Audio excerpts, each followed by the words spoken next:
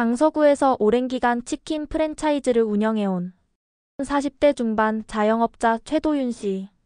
지난 10년 동안 열심히 일하며 모은 돈이 세무사 계좌에 고스란히 쌓여 있었습니다. 인플레이션과 각종 규제로 예적금만으론 불안했던 그는 틈만 나면 돈이 일하게 만드는 방법을 찾곤 했죠.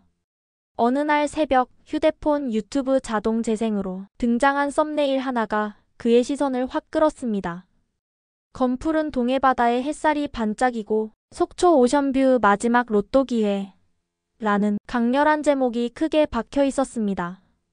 영상 속 분양 홍보관 직원은 이렇게 말했습니다. 서울 30평 전세 보증금이면 바다 정면 신축에 살 수 있습니다. GTX 연장과 KTX 환승, 국제 크루즈 터미널까지 예정이라 2년 뒤엔 프리미엄이 2억 이상 붙을 거예요. 30초짜리 드론 촬영 컷에서는 높이 40층, 통유리 커튼홀을 두른 아파트가 파도와 나란히 솟아 있습니다. 도윤 씨의 가슴은 쿵쿵 뛰기 시작했죠. 그는 곧장 영상을 아내 강혜진 씨에게 공유하며 말했습니다. 여보, 우리도 늦기 전에 세컨하우스 하나 마련하자. 주말 새벽 5시 반, 부부는 고속도로를 달려 속초 영랑호 근처 모델하우스에 도착했습니다. 아직 문도 열기 전인데 주차장은 이미 수도권 번호판으로 가득했습니다. 직원이 안내한 견본주택은 84평방미터 B타입. 전면 4m 통창의 동해가 한 폭의 그림처럼 펼쳐지는 구조입니다. 분양가는 5억 5천만 원, 시장 프리미엄 2억 9천만 원, 총 8억 4천. 계약금 10%, 중도금 60% 무이자. 잔금은 30개월 뒤라는 조건이 붙어 있었습니다. 도윤 씨는 즉시 머릿속 계산기를 두드렸습니다.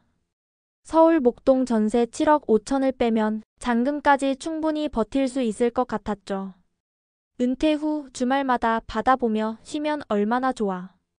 아내의 동의가 떨어지자 바로 계약서에 사인했습니다. 그 시기 강릉 속초 양양은 강원의 마이애미라는 별명이 붙을 정도로 뜨거웠습니다. 국토부 매매 통계에 따르면 2021년 속초 아파트 평균 거래가는 전년 대비 29% 급등, 강릉은 22% 상승했습니다. 외지인 비율은 속초 25%, 강릉 19%. 커뮤니티에는 10억 안에 사면 장땡, 세컨하우스 겸 수익형 투자 같은 후기가 쏟아졌습니다. 도윤 씨가 샀다는 소식을 들은 회사 동료 3명도 곧이어 분양권 프리미엄 거래에 뛰어들었습니다. 행복했던 분위기는 2022년 7월부터 서서히 변화합니다. 미 연준이 기준금리를 0.75%포인트씩 2번 올리자 한국은행도 뒤따라 5%대까지 올렸습니다.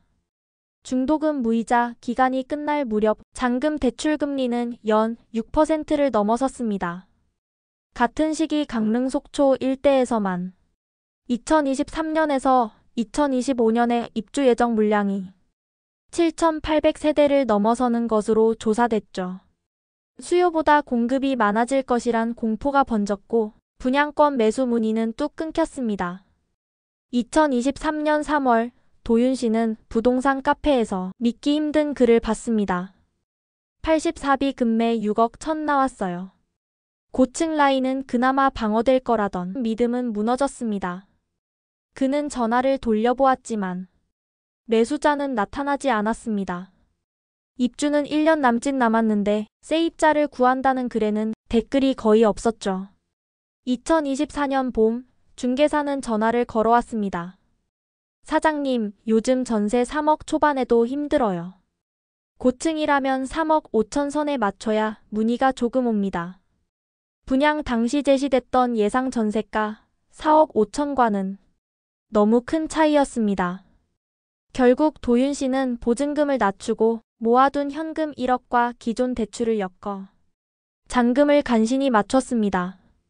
하지만 월이자 300만 원이 추가로 빠져나가자 치킨집 순수익 대부분이 사라졌습니다. 바다 대신 카드 대금이 먼저 보이네. 그는 자조 섞인 농담을 했지만 웃을 수 없었습니다. 2024년 9월 같은 단지 30층 물건이 5억 8천의 첫 실거래가가 찍힙니다. 강릉 송정동 아이파크 84평방미터는 2022년 6억 4,500, 2024년 3억 9천. 속초 힐스테이트 센트럴 84평방미터는 2022년 8억 1,500, 2025년 4억 5천. 동명동 디오션자이 펜트하우스는 17억 4천, 12억 8천 매도 문의 영. 고점 대비 30에서 50% 하락은 더 이상 예외가 아니었습니다. 2025년 현재 강릉 속초 미분양은 공식 통계로 각 1,050세대 수준.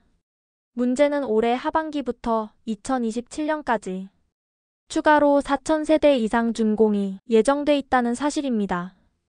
일부 시행사는 자금난으로 공사를 잠시 중단했고 분양가를 15% 가까이 할인하는 대폭 할인 특별 분양도 등장했습니다. 그러나 거래량은 회복되지 않고 있습니다. 거래 절벽, 미분양 증가, 건설사 PF 부실 위험이라는 3단 악순환이 계속되는 중입니다. 이제 그는 고민에 빠졌습니다. 6억 중반 급매라도 처분해 이자 부담을 끊는다. 전세를 연장하며 장기적으로 시장 회복을 기다린다. 실제 세컨하우스로 내려가 치킨 2호점을 열고 실거주 겸 사업을 한다. 가족회의 끝에 그는 3번을 택했습니다. 그래, 바다가 좋았던 건 사실이니까 살면서 장사를 해보자. 서울집을 지키는 대신 속초의 작은 배달 전문 가게를 열 계획을 세웠죠. 큰손 투자 성공 스토리는 아니지만 손실을 라이프스타일 전환으로 돌파하려는 선택이었습니다. 지금 시장을 보는 3가지 포인트. 첫째, 금리. 한국은행이 기준금리를 3% 밑으로 내릴 때까지 매수 심리는 본격 회복되기 어렵습니다. 둘째, 미분양 해소 속도. 지방시장은 공급이 멈추더라도 12개월에서 18개월은 남은 재고를 소진해야 가격이 바닥을 다집니다. 셋째, 실거주 기반 수요. 더 이상 외지인 투자 의존 모델은 작동하지 않는 만큼 상주 인구, 산업, 관광객 체류 데이터를 면밀히 봐야 합니다. 로망이 남긴 교훈. 속초와 강릉의 바다는 변함없이 장관을 이룹니다.